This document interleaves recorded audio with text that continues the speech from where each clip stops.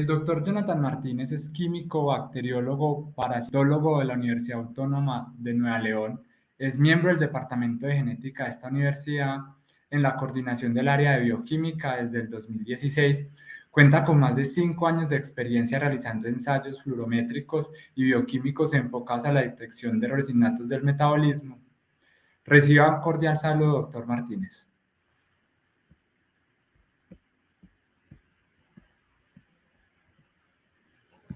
¿Pueden visualizarme de manera adecuada? Doctor, ya lo estamos escuchando. Hola, muy buenos días a todos. Quiero agradecer la oportunidad que me dan el día de hoy de compartir la experiencia del Departamento de Genética a lo largo de estos últimos años a nombre de la Universidad Autónoma de Nuevo León, de la Facultad de Medicina. Quiero agradecerles la invitación que me hacen para poder estar aquí el día de hoy. Permítanme un momento. Listo. Si me permiten un momento, voy a empezar a compartir mi pantalla para que ustedes me puedan informar si pueden visualizarla de manera adecuada.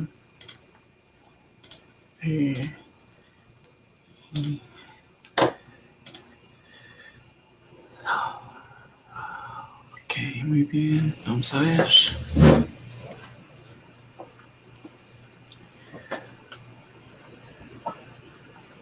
Bueno, mientras el doctor Martínez nos va compartiendo la pantalla, creo que es importante todos los temas que hemos abordado y vamos a tratar de ir ahondando más y tratando de sacar esas conclusiones para poder implementar esta ley de tamizaje. Doctor Martínez. Sí, ¿pueden ya visualizar la pantalla de manera adecuada? Por el momento no, doctor. Permítanme, voy a realizar. Compartir pantalla. Pantalla completa.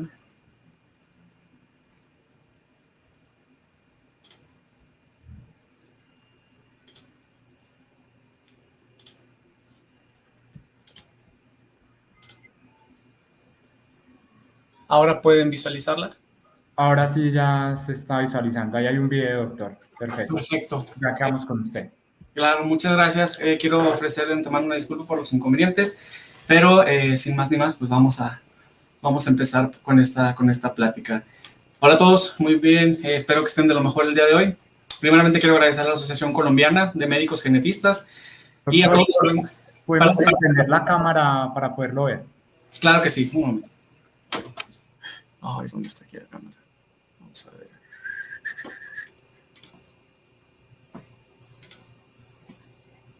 Perfecto, doctor, ahí lo estamos viendo. Ahora sí puede compartir la pantalla. Listo. ¿Y ahora la pueden visualizar de manera adecuada? Perfecto, ahí ya lo estamos visualizando, Claro doctor. que sí. Bienvenido. Muchas gracias, gracias. Quería agradecer primeramente a la Asociación Colombiana de Médicos Genetistas y a todos los organizadores de este simposio por la invitación que recibí para poder estar participando el día de hoy por acá. Se ha confiado en mí para poderles presentar este día la experiencia que hemos tenido en mi país, en México, y particularmente en nuestra institución, la Universidad Autónoma de Nuevo León, que a través del Hospital Universitario y de la Facultad de Medicina, en estos últimos años hemos sido los encargados de realizar el tamizaje neonatal, precisamente aquí en el estado de Nuevo León, que es un estado ubicado al noreste del territorio mexicano. Así que bienvenidos a esta sesión y espero que esta charla sea de mucho interés, tanto para ustedes como para nosotros. Como ya me presentaron, soy el químico Jonathan Saúl Martínez Espinosa y es un gran honor para mí contar con la atención de todos ustedes el día de hoy. Sé que todos ustedes, quienes se reúnen el día de hoy, son profesionales con múltiples y demandantes actividades y responsabilidades, así que voy a poner mi mayor esfuerzo para que su tiempo sea bien invertido y se puedan llevar de esta plática gran información de valor. Entrando en materia ya de esta plática, la deficiencia de biotinidasa es uno de los múltiples padecimientos congénitos que detectamos aquí en el Departamento de Genética.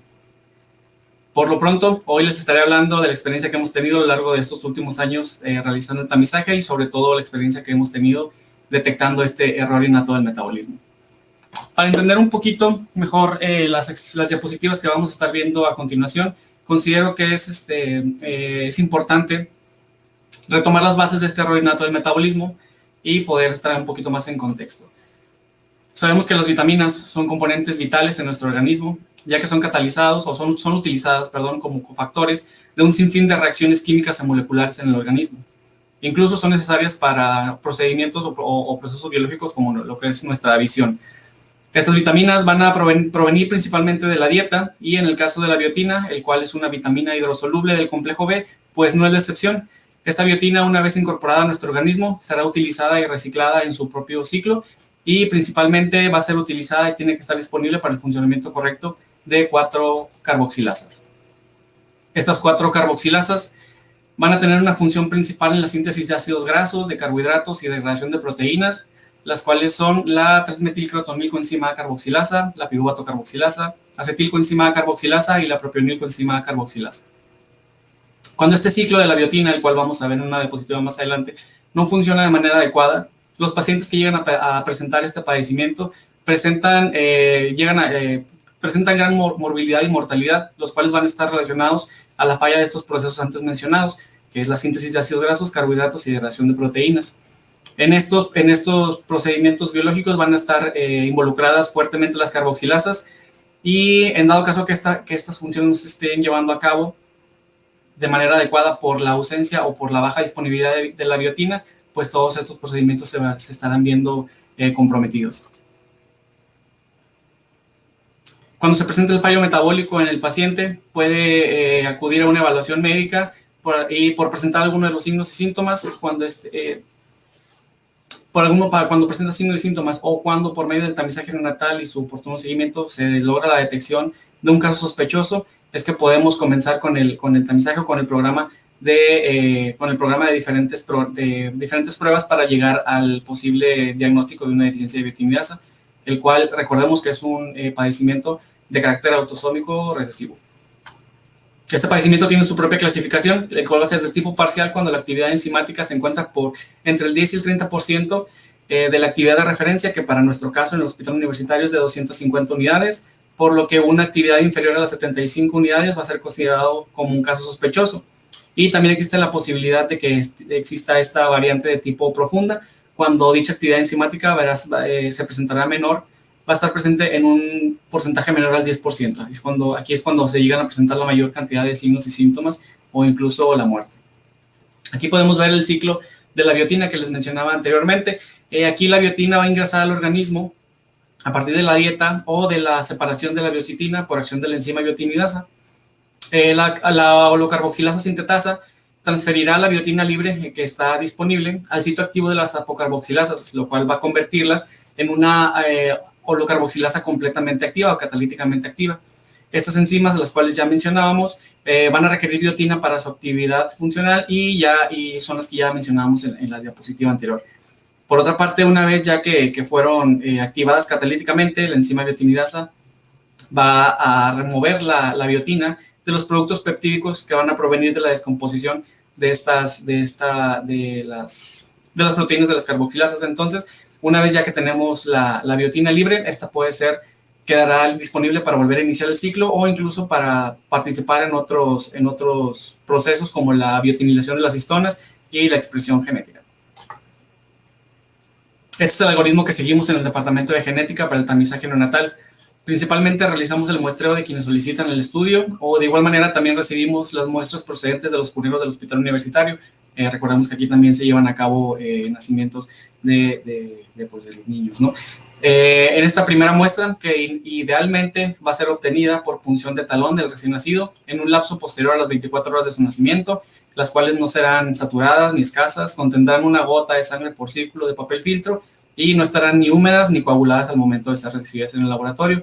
Una vez que se cumplen estos parámetros, la muestra será aceptada y será registrada de manera adecuada y posteriormente será sometida a una determinación semicuantitativa para poder determinar la actividad enzimática presente en esta muestra de sangre. Esta determinación será medida por fluorescencia, donde la biotinidasa que está presente en el papel filtro romperá el sustrato sintético de esta reacción, el cual es la biotinil 6-aminoquinolona, dando como resultado la separación de la biotina y el producto de la 6-aminoquinolina, el cual este es un producto fluorescente y es el que vamos a estar midiendo para poder determinar su actividad. Si la prueba de medición por fluorescencia resulta con baja actividad, dependiendo qué tan disminuida esté esta actividad, en el laboratorio vamos a optar por repetir el análisis enzimático o por solicitar una segunda muestra. ¿Cuándo recurrimos a la repetición del análisis? Cuando se encuentra por debajo del 30% del valor de referencia, como mencionábamos, es por acá de 250 unidades. En este caso vamos a solicitar la repetición del análisis fluorométrico cuando la disminución no es tan marcada y cuando aún tenemos, por decirlo así, una ventana de tiempo considerable para poder repetir el estudio. En dado caso que la actividad enzimática esté muy disminuida, vamos a pasar directamente a solicitar una segunda muestra. Aquí va a ser importante realizar una medición en una muestra biológica diferente y con una metodología diferente para poder tener ese soporte y para poder dar esa congruencia, ¿no? en unas mediciones distintas sobre el mismo paciente. En este caso, en la medición de la actividad de la biotinidasa en suero, no será sangre completa, como mencionábamos, y aquí el sustrato ahora será el N-biotinilpava, que es el ácido paraminobenzoico, el cual en presencia de la enzima biotinidasa pues será separado en biotina y el ácido paraminobenzoico, el cual es fluorescente y vamos a poder medir su fluorescencia a 546 nanómetros. Si nuevamente llega a resultar con una baja actividad enzimática, lo ideal sería proceder al análisis molecular para detectar mutaciones en el gen responsable y poder que nuestros genetistas puedan dar un asesoramiento a los padres de los niños que pueden llegar a padecer este defecto congénito. El gen en el que se va a buscar es el gen PTD, el cual se ubica en el cromosoma número 3, en el brazo corto, región número 2, banda 5 y subbanda 1, el cual va a codificar para la enzima biotinidasa, que es responsable principalmente de este padecimiento y cuya principal tarea, como veíamos en el ciclo, es reciclar la biotina y mantenerla libre para poder activar las 4 carboxilasas que ya mencionábamos. Actualmente la incidencia reportada en Estados Unidos es de una persona con este padecimiento por cada 61,000 recién nacidos vivos, esto hasta el 2020. Cuando existen fallas en este ciclo, cuando las carboxilasas no son activadas de manera adecuada por la poca disponibilidad de la biotina, los signos y síntomas comienzan a aparecer en los recién nacidos o en aquellas personas con un evento tardío. Estos signos y síntomas van a depender en gran medida de la severidad de la deficiencia de la actividad enzimática o de que esto quiere decir qué tan baja o qué tan ausente esté esta actividad, es donde se van a empezar a presentar los primeros padecimientos. ¿Y cómo se va a manifestar esto? Como mencionábamos anteriormente, la deficiencia de biotinidasa se va a dividir en 2 grupos, en la profunda y en la parcial, según el porcentaje de actividad que llega a presentar el afectado.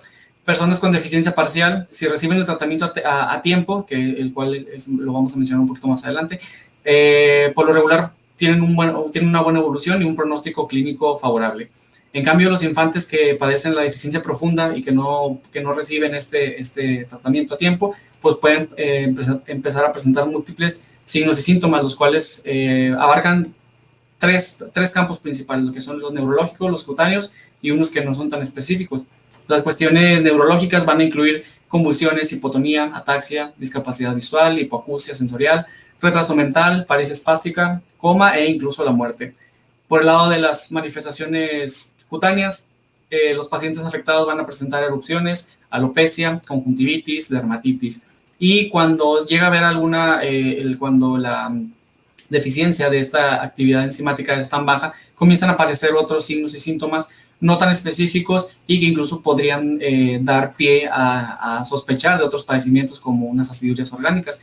Estos otros padecimientos o signos y síntomas no tan específicos son las infecciones recurrentes por hongos y virus, apneas, taquinea, acidosis cetoláctica e hiperamonemia. Como mencionábamos, estos 2 últimos pueden dar un falso indicio de otros padecimientos muy diferentes a la deficiencia de biotinidasa. Es importante señalar que la gran mayoría de estos signos y síntomas se pueden revertir con tratamiento. Es por eso que este padecimiento se incluye en el programa de tamizaje neonatal. El tratamiento es oral, es muy sencillo, la dosis dependerá de la condición del paciente y de la sospecha de la profundidad de la deficiencia, además de que es un tratamiento rápido. Recordemos que de estos signos y síntomas, de estas manifestaciones, el daño ocular y el auditivo, así como el retraso en el desarrollo, son los que definitivamente no serán revertidos una vez que ya estén presentes. Pero a pesar de ello, los pacientes levemente afectados neurológicamente van a poder tener una buena progresión. Y ahora sí, respecto al tema de la experiencia que hemos tenido en el departamento de genética, que es donde realizamos el tamizaje neonatal desde hace ya varios años, me es muy grato informarles que hemos podido llevar a cabo este programa en distintos niveles, tanto en instituciones aquí como en el hospital universitario, que forma parte de la Universidad Autónoma de Nuevo León, como a nivel regional, brindando servicios a otras instituciones, como lo es la Secretaría de Salud, aquí mismo también en el estado de Nuevo León, y otros estados del país. De igual manera, con nuestro servicio hemos podido alcanzar no solamente estas instituciones, sino también instituciones privadas de este estado y de otros estados también han solicitado nuestros servicios. La historia del tamizaje neonatal comienza en México en 1973, cuando por primera vez se realiza el tamizaje dirigido a detectar una de las acidemiopatías más comunes, que era la enfermedad de orina de jarabe de arce, y está por ahí también algunos datos en donde indican que también estaba dirigido a la fenilcetonuria. A pesar de sus buenos resultados, detectando recién nacidos en esta etapa temprana, lastimosamente fue cancelado en 1977, 4 años después de haber comenzado. Posteriormente, en 1986, la Secretaría de Salud comenzó con un nuevo programa dirigido a la detección de hipotiroidismo congénito, así como 2 años después, en 1988, se logró establecer el tamizaje neonatal como prevención de estas enfermedades congénitas a nivel nacional. En 1995 esto quedó establecido con carácter obligatorio en el territorio mexicano, cuando se establece la norma 007 SSA 2 desde 1995, el cual está dirigida para el cuidado de la mujer durante el embarazo, parto y por pérdida del recién nacido. Conociendo estas necesidades de salud y sabiendo cuál es la causa que estos padecimientos congénitos eran la principal causa de muerte en los recién nacidos, en 1999 nace la Unidad de Genética y Defectos Congénitos en la Facultad de Medicina. Trabajando arduamente y desde ese entonces, en el 2002, se logra el 100% de la cobertura en el departamento para el hipotiroidismo congénito, y este largo trabajo también permitió la consolidación independiente del departamento de genética, realizando pruebas de tamizaje para detectar inicialmente 32 enfermedades por espectrometría de masas, obtenidos principalmente desde el perfil de aminoácidos de acilcarnitinas. Además, también desde el inicio ya se contaba con las pruebas de hipotiroidismo congénito y galactosa total. En el 2009, se logra por primera vez, y hasta la fecha se ha mantenido, la acreditación por la entidad mexicana de acreditación para los laboratorios clínicos. En 2010 ampliamos el panel de enfermedades diagnosticadas desde 32 hasta 36 enfermedades más, sumando pruebas para detectar posibles casos de hiperplasia suprarrenal congénita y nuevamente fenilcetonuria. Aquí es donde también a partir de este año empezamos a tamizar la deficiencia de biotinidasa en nuestro departamento. En el 2011 es donde también encontramos con la acreditación de una entidad extranjera, que es el College of American Pathologists. Desde entonces hemos mantenido esta acreditación.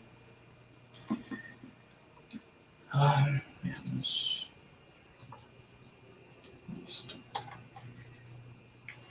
Desde el 2011 tuvimos la oportunidad de participar en la realización de un estudio piloto en donde tuvimos la capacidad de recibir muestras provenientes de 3 estados de este país, que es al oeste, como pueden ver en el mapa. En el oeste se encuentra Jalisco, Nuevo León al norte y al este Campeche. Del total de todas estas muestras del programa, que duró 1 año en el departamento, recibimos más de 87,000 muestras. De estos 3 estados, el menor número de muestras que se recibieron provinieron de Campeche, con aproximadamente 6,500 muestras, y Jalisco fue de donde más recibimos muestras, con casi 47,000 muestras. Respecto a los casos sospechosos, fue aquí mismo en Nuevo León donde detectamos el mayor número de casos sospechosos, y Campeche, por otro lado, fue donde obtuvimos solamente 4 posibles casos de defectos congénitos del metabolismo. El padecimiento detectado más común fue el de deficiencia de glucosa 6-fosfato deshidrogenasa, el cual es la deficiencia enzimática más común en los seres humanos. Entonces es un dato concordante, en donde se pudo detectar 79 casos de recién nacidos candidatos a ser diagnosticados con múltiples o con posibles diferentes defectos innatos del metabolismo. Y respecto al tema que nos une el día de hoy, la deficiencia de biotinidasa, solamente un paciente fue detectado como sospechoso para este padecimiento, y la muestra fue procedente del estado de Jalisco. Esta fue una primera muestra que recibimos oportunamente y la notificamos desde su origen. Lamentablemente, la separación geográfica pues, nos impidió poder seguir con el seguimiento de este caso. En total, las muestras que se han procesado para tamizaje empleado, incluida la deficiencia de biotinidasa, son más de 214,000 muestras, casi 215,000 muestras, incluidas las que recibimos aquí en el hospital universitario y las de este programa piloto que recién mencionábamos.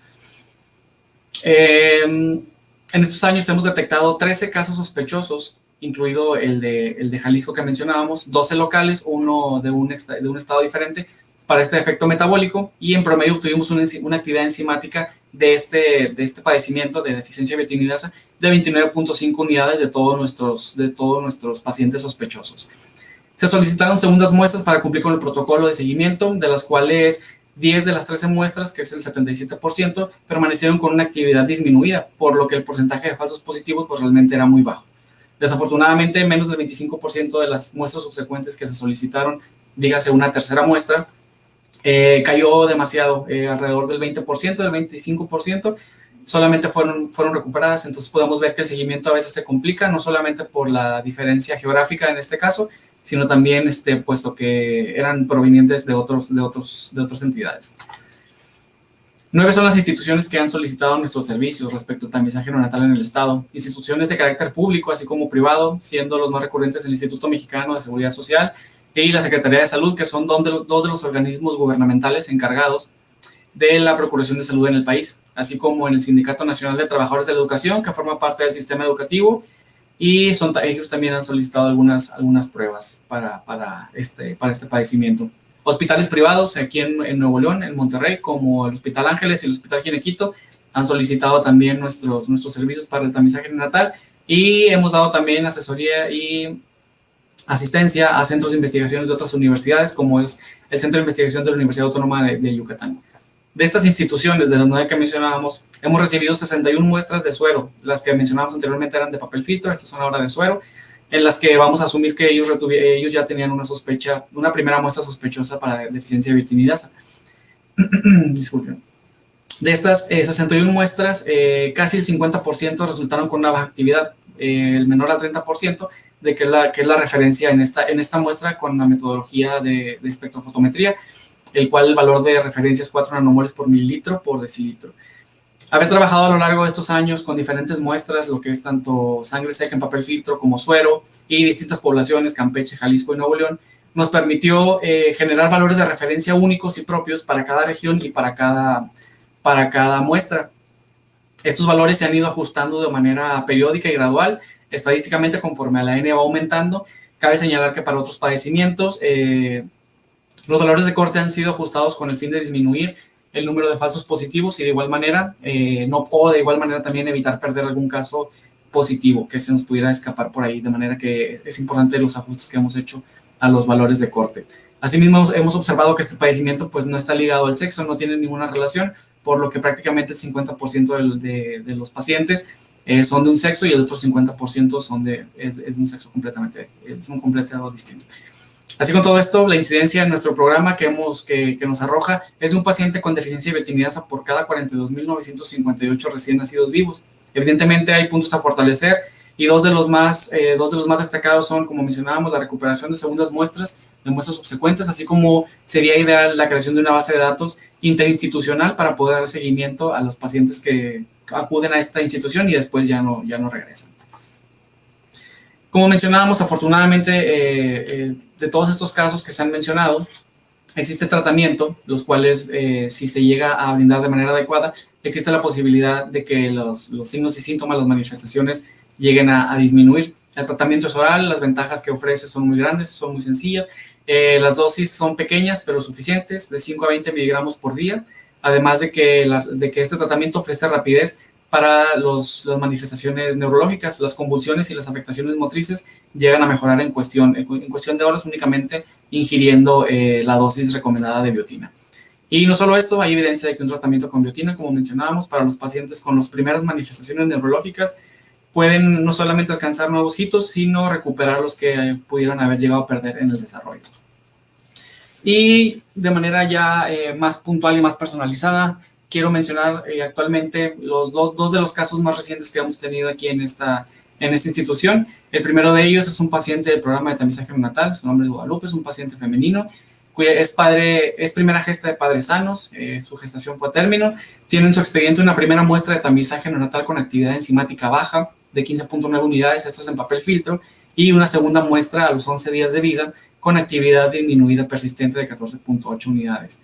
Al mes de vida se solicita una nueva cita en donde se muestra asintomática la exploración y con actividad en el límite inferior, un poquito por arriba del límite crítico, que es 40 unidades, estaba en 42.8, y la actividad disminuida en suero, 3.12, donde el valor de corte es de 3.5. Entonces ya teníamos varias pruebas y varias muestras biológicas que estaban sospechosas, ¿no? Entonces ya tenían esta deficiencia.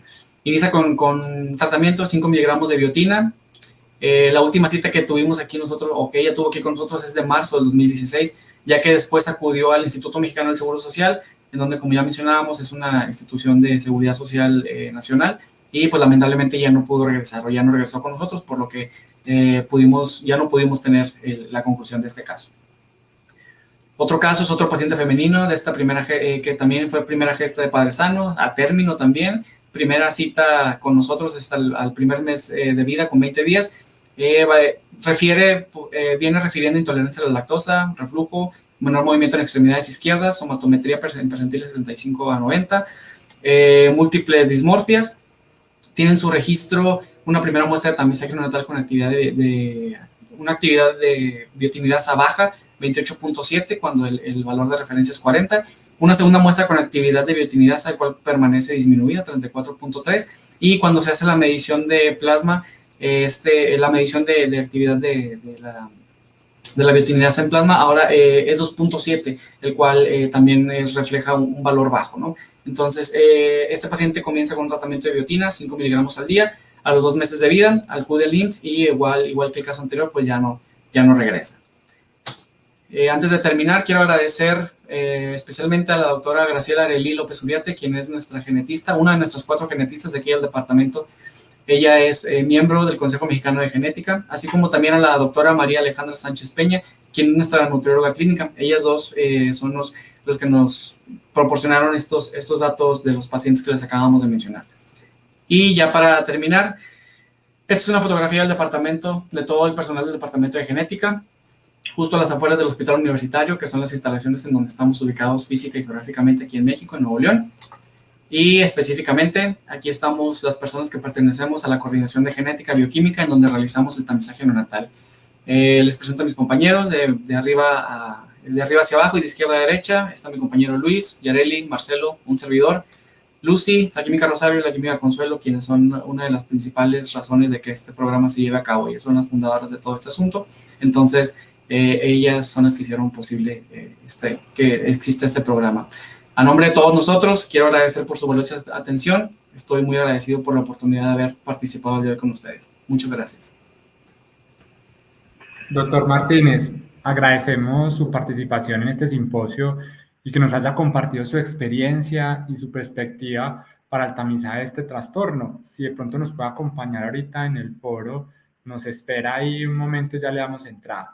También quiero agradecer, que se me olvidó ahorita, a nuestro moderador, al doctor Harvey Velasco, médico genetista a cargo de ayudas diagnósticas URAS, que nos apoyó en el foro de tamizaje sobre hiperplasia suprarrenal congénita. Ahora tengo el honor de presentarles a los ponentes que nos acompañarán en el foro sobre tamizaje de déficit y biotinidasa, a la doctora Eugenia Espinosa, profesora titular, coordinadora académica del posgrado en neuropediatría del Hospital Militar e Instituto Roosevelt, docente mía, y al profesor de neurología, y al doctor, profesor asociado y director del Centro de Investigación, al doctor Alfredo Uribe, también gran docente, que ha hecho diferentes investigaciones en el área de bioquímica en el Departamento de Ciencias Biológicas de la Universidad de los Andes, y a la doctora Ana María Sarante, quien moderará este espacio. Doctores, bienvenidos.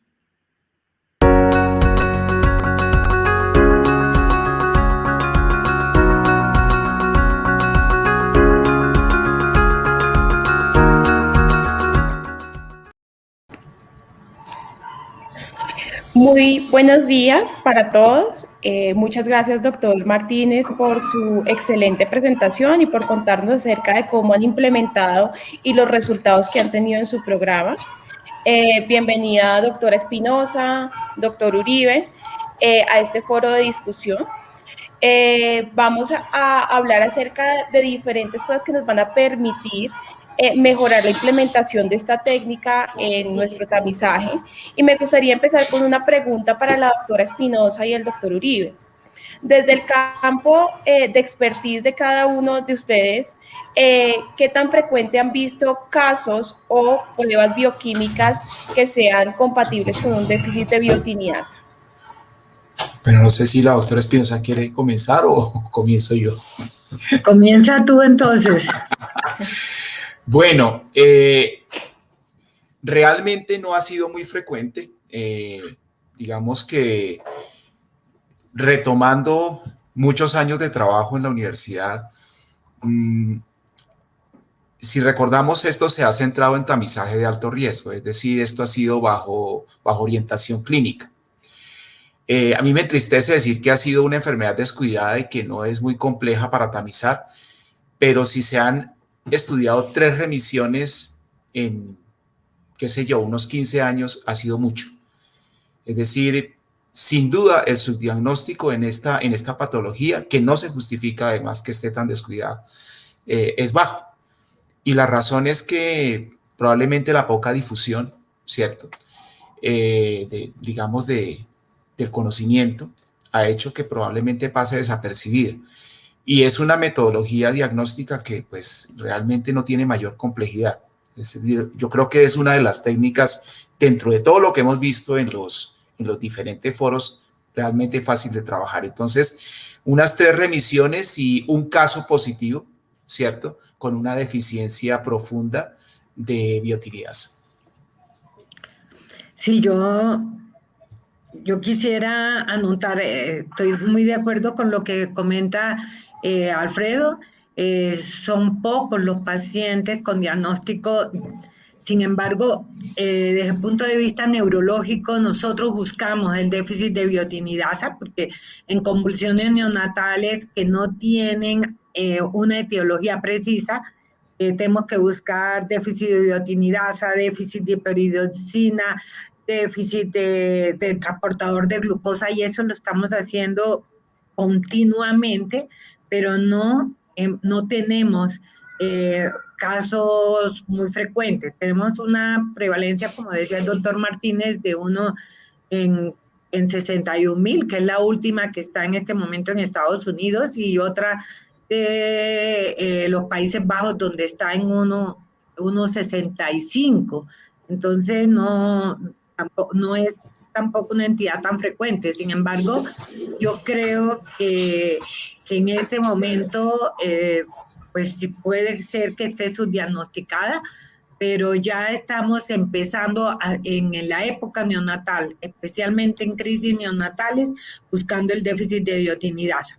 Cuando se acompaña en las formas crónicas y cuando se acompaña de otros síntomas neurológicos, por ejemplo, la hipotonía inicialmente, la hipoacusia, luego el problema visual, y cuando están un poquitico más grandes, la ataxia, además de las lesiones de piel. Siempre como protocolo buscamos biotinidasa. Sin embargo, de pronto está subdiagnosticada y esperemos que una vez se implemente este tamizaje podamos tener más pacientes. Como decía el doctor Martínez, una vez que inclusive nosotros muchas veces con estas crisis neonatales que son de difícil manejo y que no nos han respondido a los anticonvulsivantes usuales, como protocolo ponemos biotinidasa. Perfecto. Bueno, esta pregunta es para el doctor Martínez. En la técnica y en la experiencia que tienen ustedes, ¿cuáles son los principales falsos positivos y falsos negativos que pueden encontrar en estos pacientes? Hola, buenos días a todos. Respecto a la cuestión de falsos positivos que hemos tenido en este departamento, nos hemos dado cuenta que tiene un alto impacto la forma en la que se maneja o cómo se pueden almacenar las muestras. Sabemos que el papel filtro nos brinda cierta estabilidad en la muestra, pero independientemente de eso, existen normatividades y protocolos que marcan cómo debe ser el almacenamiento ideal para poder preservar la actividad de esta enzima a lo largo del tiempo. Sabemos que la premisa de hacer el tamizaje para este padecimiento es que se haga tan pronto sea recolectada la muestra, pero como veíamos cuando se tuvo oportunidad de trabajar con el estado de Campeche y de Jalisco, pues existe no solamente una barrera temporal, sino también una barrera geográfica en donde existe la circunstancia que se tienen que trasladar las muestras incluso por cientos, miles de kilómetros para poder llegar hasta acá, hasta Nuevo León, donde realizamos estas pruebas. Y lamentablemente, como es un proceso muy complicado, intervienen en muchas partes, lo que es el hospital o el centro médico donde recolectan la muestra. Y luego estas muestras son consignadas a transportistas que lamentablemente a veces no conocen o no se les hace la indicación de que son muestras biológicas las cuales necesitan transporte adecuado de temperatura, de humedad.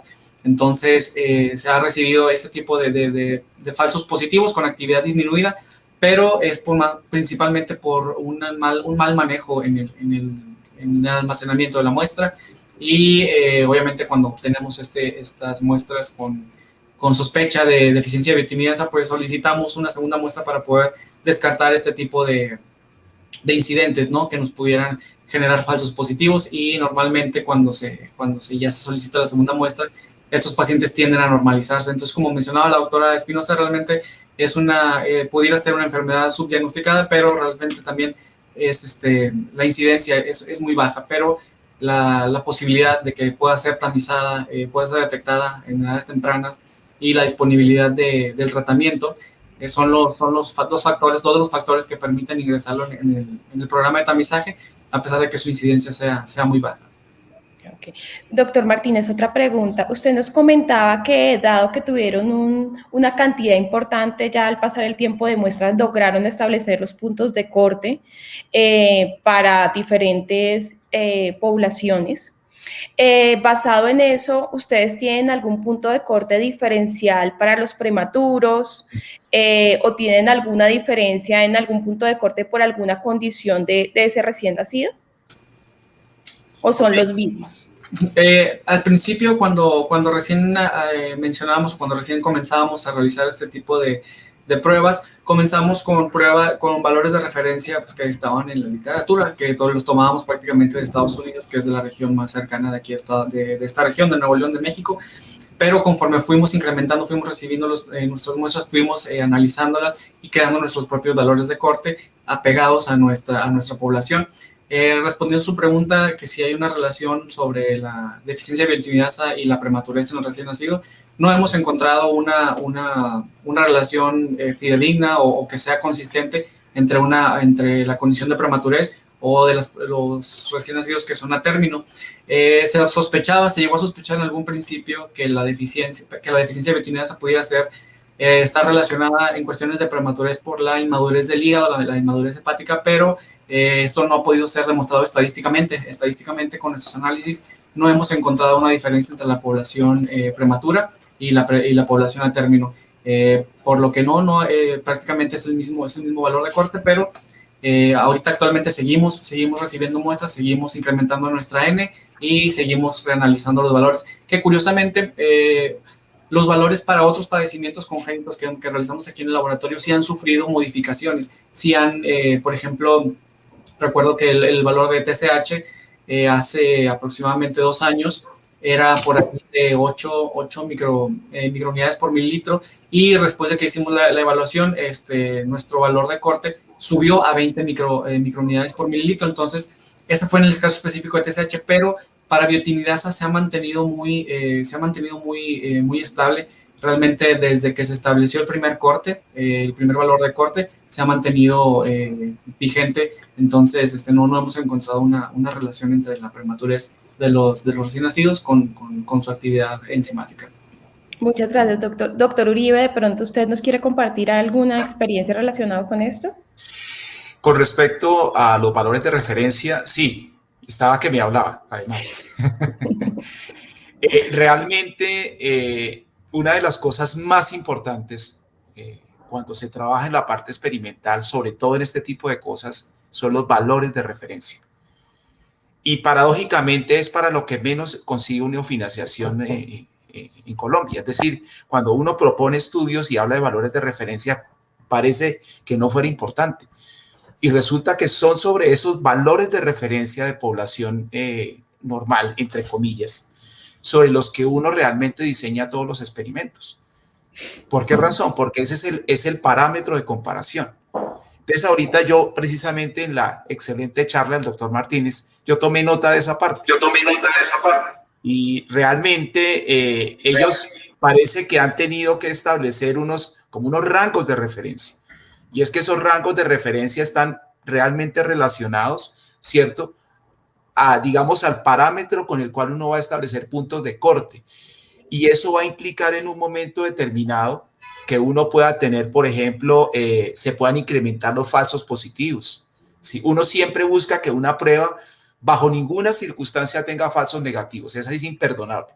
Es decir, que nuestro trabajo es que 100%, ¿cierto?, estemos seguros de que no se nos escapa ninguno. Pero ese movimiento en el punto de corte relacionado con los valores de referencia implica, ¿cierto?, que uno en un momento determinado puede moverlo ligeramente y de pronto que se esté escapando algunos pacientes, sobre todo en un comentario que yo no quiero que pase desapercibido. Aquí hay dos situaciones importantísimas: las deficiencias profundas y un grupo de individuos que pueden tener unas actividades residuales un poco más altas, ¿cierto? Pero sin embargo son pacientes que hay que capturarlos, y eso indudablemente está relacionado con el valor de referencia que uno establezca para la población. Ok. Siguiendo en la misma línea, me gustaría preguntarle también al doctor Martínez si hay alguna recomendación para la toma de muestra en pacientes que hayan requerido transfusión.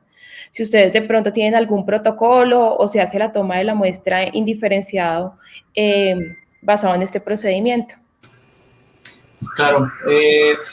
Históricamente en este departamento se han recibido muestras que provienen de múltiples instituciones. Afortunadamente hemos tenido la posibilidad de controlar aquí los pacientes que recibimos de aquí, de nuestro propio hospital, el hospital universitario. Se tiene el protocolo bien establecido, que cuando se realiza la toma se llenan los datos y revisamos que este paciente no haya recibido transfusión sanguínea. En dado caso que la muestra haya sido recolectada,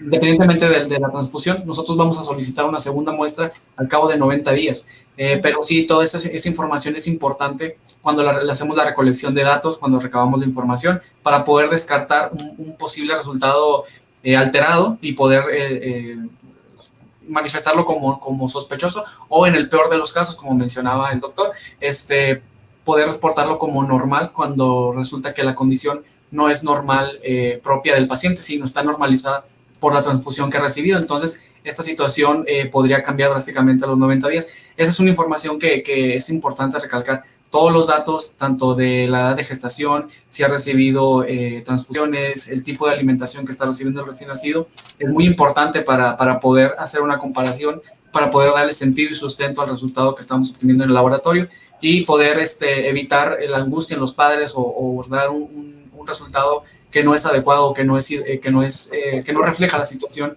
propia del paciente. Efectivamente, respondiendo a su pregunta de manera puntual, sí tenemos esa consideración de que si existe una transfusión, por protocolo se solicita una segunda muestra. Sin embargo, sí se procesa la primera muestra para poder hacer una comparativa, y eso nos da también a nosotros lo que nos ha dado las bases para poder señalar de que esta es un punto muy, muy importante, el cual no debe ser pasado por alto. ¿Y ustedes toman las muestras allá a los cuántos días de vida?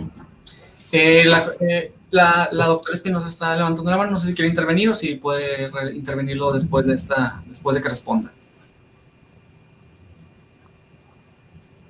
Sí, luego que usted... Claro, muchas gracias, doctora, gracias. Sí, puede seguir, doctor. Gracias, qué amable.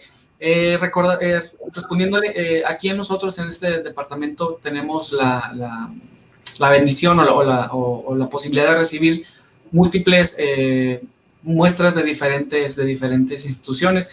Recolectamos nuestras propias muestras aquí en el hospital universitario, pero también hemos recibido muestras de otros lugares, como mencioné en la presentación, de hospitales privados, en donde ahí nosotros definitivamente no tenemos injerencia en la toma de muestra. Sin embargo, cuando hemos establecido este tipo de pactos, este tipo de convenios con otras instituciones, se les hace la aclaración o se les da cuáles son los lineamientos que nosotros tenemos en el laboratorio para poder aceptar estas muestras, para poder recibirlas y ser consideradas como como aptas. Entonces, sí, nosotros en cierta parte tenemos, en un porcentaje de las muestras que recibimos, nosotros somos los encargados de recolectar las muestras.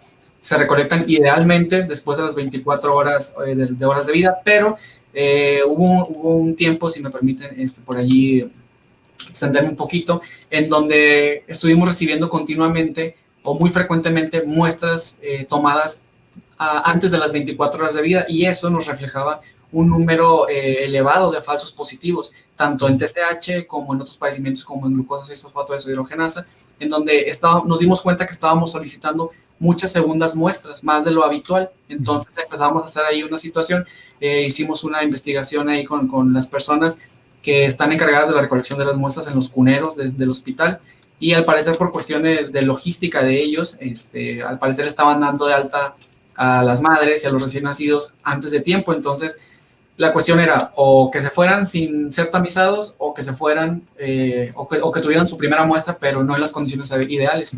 Entonces ahí es donde también ya vemos una de las complicaciones, que como mencionábamos, esto es un programa en donde se intervienen diferentes etapas, y es importante que todas las etapas que todas las personas involucradas estén conscientes de la importancia de su papel. Si va a ser la persona que recolecta la muestra, que conozca las condiciones ideales de la muestra. Si vamos a ser nosotros quienes procesamos en el laboratorio, que conozcamos los parámetros, como mencionaba el doctor, tener muy en cuenta los valores de referencia para poder saber sobre qué estamos trabajando, y el informe que se está dando para poder dar una información certera.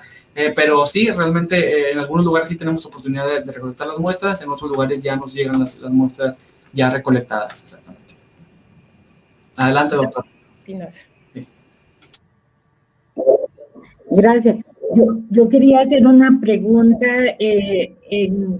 Por ejemplo, en los recién nacidos con restricción del crecimiento intrauterino, esos niños ya vienen un poquito, pues vienen con bajo peso, con baja talla, que no es la adecuada para su edad, y esos pacientes, pues de pronto vamos a tener un factor de confusión en la interpretación y en los resultados de la biotinidasa, así como también en los desnutridos que hacen un déficit de biotinidasa secundario por la misma desnutrición. Entonces yo creo que en eso, cuando se vayan a implementar ya el tamizaje, por ejemplo, para déficit de biotinidasa, sí debe haber unos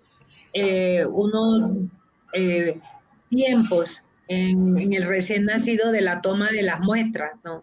Porque de pronto vamos a tener factores de confusión. Gracias, doctora. Doctor Uribe, ¿quería agregar algo? Sí, hace un momento, escuchando un poquito digamos, todo este tema, paradójicamente, hace menos de un mes terminé un curso de Latinoamérica, y uno de los temas fue biotinidasa, o sea que lo tengo fresquito. Y sí hay una parte, unas guías, en una publicación del año 2010 que habla un poquito de la parte de la transfusión. Es una pregunta muy relevante. Realmente los eritrocitos no aportan digamos, a la actividad enzimática, ¿cierto? Porque realmente no es la ubicación natural de la enzima, pero pequeñas trazas de ese plasma que puedan ingresar al paciente podrían de alguna manera tener, digamos, algo de influencia. No es tan marcado, pero sí vale la pena tenerlo en cuenta. Entonces son de las circunstancias. Una cosa muy importante que dijo el doctor Martínez, que me parece supremamente clave, es la calidad de la muestra. Ese es un tema que tenemos en todos los laboratorios. Y una de las cosas que más reportan las guías de estudio para biotinidasa es los factores de humedad y temperatura, que pueden afectar notablemente la actividad enzimática y que pueden causar problemas, digamos, a los laboratorios que están procesando. Eso es lo que yo quería comentar respecto a este tema, un poquito de qué cosas pueden influenciar en los análisis. Doctor Uribe, y siguiendo con la parte de diagnóstico, ¿qué tan factible es la realización de pruebas confirmatorias para déficit de biotinidasa acá en Colombia? Realmente, cuando yo hago un recorrido de lo que ha sido el simposio, porque he escuchado cada charla que nos toca a nosotros directamente, yo considero que esta es una de las pruebas en que realmente no tendríamos mayor dificultad. Si yo hago un comparativo con lo que he escuchado, ¿cierto? Hasta este momento, por ejemplo, en el caso, por ejemplo, de galactosemia, que pude escuchar ayer, podíamos hacer la actividad enzimática un poquito más complicada, pero realmente en biotinidasa tenemos una ventaja. Tenemos una prueba un poco más barata, que es la prueba colorimétrica, ¿cierto? Que ha sido la clásica. De hecho, en varios estados, en Estados Unidos la están trabajando todavía. Y tenemos ya el mecanismo por fluorescencia, que es un poquito más costoso. Pero si uno se pone digamos, a afinar en detalle la metodología, realmente no es compleja. Sí, desde el punto de vista de tamizaje, no, y de confirmación menos, ¿cierto? Porque realmente ya, digamos, si vamos a trabajar el papel filtro en lo que es el protocolo de detección, pues hombre, realmente es modificar un poco la muestra, irnos a una muestra de suero o plasma, si esto posterior. Podríamos eventualmente irnos a ácidos orgánicos, aunque hay algunos pacientes que muchas veces en este perfil no van a mostrar mayor cosa, ¿cierto? Sobre todo en aquellas actividades residuales altas, pero realmente la parte confirmatoria no tiene mayor dificultad. Realmente esta técnica es dentro de todo lo que he visto hasta este momento una de las técnicas más sencillas. Si cojo cada uno de los temas, de pronto la más complicada que pude apreciar fue la de fibrosis quística, pero esta prueba realmente no requiere una tecnología realmente avanzada. Indudablemente necesita capacitación, necesita cogerse experiencia, porque esto es un proceso, como todo. Hay una curva digamos, de conocimiento, de agarrar experiencia, digamos, que no se presenten esos problemas, que aumenten los falsos positivos, como ocurre en cualquier laboratorio que vaya a implementar una metodología de estas. Digamos que yo pienso que hay que afinar más la detección y poner muchísimo más atención, porque realmente la confirmación no tiene mayor dificultad. Además, yo llegaría a pensar en un momento determinado que esta prueba, en un momento determinado, quien está haciendo el tamizaje, aunque no es lo ideal, podría realmente hacer la prueba confirmatoria, ¿sí? No tiene problema. Realmente los reactivos, el equipo que se utiliza, no son equipos muy sofisticados. Fluorómetro, un lector de placas, ¿cierto? Un lector de placas realmente es incluso un equipo que se puede aplicar a otras técnicas. Algo que es muy importante y que el doctor Martínez nos recalcó en su charla es la importancia de un diagnóstico temprano, porque una intervención temprana también va a evitar la aparición de secuelas que posteriormente, si se instaura muy tarde el tratamiento, no van a ser reversibles. En ese punto me gustaría que habláramos acerca de la disponibilidad del tratamiento que tenemos en Colombia y de las presentaciones, si realmente son las apropiadas y adecuadas para hacer el tratamiento de este tipo de deficiencia. No sé, la doctora Espinosa, si nos quiere contar un poco acerca de las barreras o de la disponibilidad de los tratamientos para biotinidasa, para deficiencia. Bueno, yo antes de hablar del tratamiento, yo creo que tenemos que primero pensar en que casi de todos los errores innatos en metabolismo que se podrían tamizar, el hipotiroidismo y el déficit de biotinidasa son los que son más fáciles de tratar, porque solamente la administración del medicamento, pues, o de la terapia que está indicada. Tenemos que tener en cuenta dos cosas, y es que si se hace tardío, entonces en eso sí es importantísimo tener una comunicación con el equipo que está haciendo las pruebas y el médico, para tener los resultados lo más rápido que se pueda. ¿Por qué? Porque las secuelas neurológicas, las auditivas y las visuales no mejoran ya después de que ya se ha instalado la enfermedad, a pesar de que se haga el tratamiento. Mejora, por ejemplo, un poco el tono muscular, mejora un poco la parte de ataxia, si hay ataxia, la paraparesia ya no va a mejorar. Entonces, en eso tenemos que tener muy en cuenta sobre el manejo. En el tratamiento, aquí hay muchas formas combinadas de biotina. ¿Por qué? Porque yo creo que la usan muchas personas para el cabello, para mejorar las uñas, el crecimiento, que no se rompan las uñas. Entonces vienen con una varias vitaminas y resulta de que biotina pura se encuentra, pero no en los laboratorios farmacéuticos. Se encuentra, por ejemplo, en unas farmacias naturistas, pero tiene uno que fijarse bien que sea biotina pura y la cantidad de microgramos que tiene o la cantidad de miligramos que tiene. Pero la mayoría de que hay están combinadas. Tienen vitamina A, tienen otros vitamina E, y los otros tienen biotina. Entonces, sí necesitamos que sea pura la biotina, pero las dosis sí, hay de 5 miligramos, y hay de 10, y hay de 20 miligramos. Cuando uno mira, hay esas presentaciones. Sí, entonces eso es muy importante, doctora, porque si nosotros vamos a hacer un programa de tamizaje para este tipo de patologías, es importante que se asegure el tratamiento de estos pacientes y que se incluyan en los medicamentos, en este caso la biotina, Sí. a un porcentaje o una cantidad de miligramos suficiente para poder suplir esa deficiencia, si no, pues finalmente no se va a lograr el objetivo. Claro, y en eso sí tienen que estar los médicos bien entrenados, o verificar, porque uno muchas veces no mira y resulta que empieza a dar dosis y las dosis son subterapéuticas.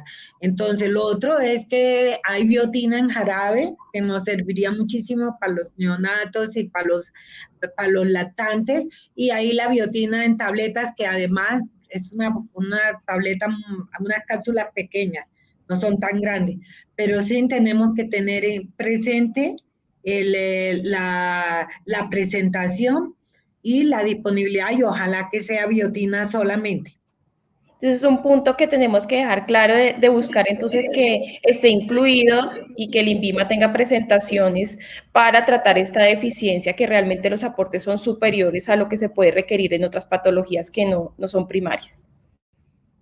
Y lo mismo yo creo que con el INVIMA y con el ministerio, porque recordemos de que muchas veces algunas fórmulas de vitaminas no se pueden formular, por ejemplo, y no se las entregan a los pacientes, la EPS. Entonces, el médico también, yo creo que eso es parte de la educación y parte del entrenamiento. El médico tiene que decir que es especificar por qué tiene que recibir la biotina, ¿no? En el caso del déficit de biotinidasa, para que se lo puedan entregar al paciente, a la familia. Y eso es claro, y eso también no solamente es hacer el diagnóstico, sino hacer el diagnóstico, hacer el tratamiento, pero cerciorarse que se tiene que entregar el medicamento que es, y se debe entregar de forma inmediata. Como decía el doctor, en minuto, un déficit de biotinidasa, unas convulsiones neonatales por un déficit de biotinidasa, con la primera dosis van la crisis. De acuerdo. El doctor, siga. Sí, claro, gracias. Y respecto a lo que mencionaba la doctora, también una vez que ya ha sido comenzado el diagnosticado y se ha comenzado con el tratamiento, es importante recalcar también lo que mencionaba la doctora, el entrenamiento de los médicos para que pudieran ser que pudieran discernir también que en dado caso que el paciente ya está recibiendo el tratamiento y la condición no mejora en el paciente, entonces es donde podamos empezar a sospechar no de una deficiencia de biotinidasa como tal, sino como recordábamos en el ciclo, también está involucrada la holocarboxilasa sintetasa. Entonces también es el seguimiento una vez ya que se ha empezado a recibir el tratamiento, continuar con el monitoreo de pruebas de laboratorio para ver la evolución y la respuesta del tratamiento y poder ya sea confirmar que realmente se trata de una deficiencia de biotinidasa y no que en este caso pudiera ser una deficiencia de holocarboxilasa sintetasa, que es completamente independiente del suministro de biotina o de la actividad de la biotinidasa como tal, ¿no? Bueno, en aras del tiempo ya tenemos que terminar este espacio. Me encantaría quedarme discutiendo con ustedes un poco más acerca del tema. Solamente para cerrar, quisiera entonces dejar claridad de la importancia de que no solamente es el tamizaje, todo lo que es la parte preanalítica, analítica y posanalítica, que es importantísimo para llegar a un adecuado diagnóstico, sino posteriormente asegurar en estos pacientes un protocolo de seguimiento en el cual se asegure el tratamiento con las dosis establecidas y apropiadas para realmente cubrir su deficiencia, y adicionalmente que haya un personal entrenado, y la importancia de la articulación y acá pues neuropediatría en el protocolo y en el seguimiento de estos pacientes, dado pues que las manifestaciones neurológicas al igual que dermatológicas son bastante importantes. Agradeciendo entonces muchísimo su participación. Siga, doctora. Yo quisiera antes comentar algo, y es que esta es una entidad que la puede manejar el pediatra, con asesoría del neuropediatra.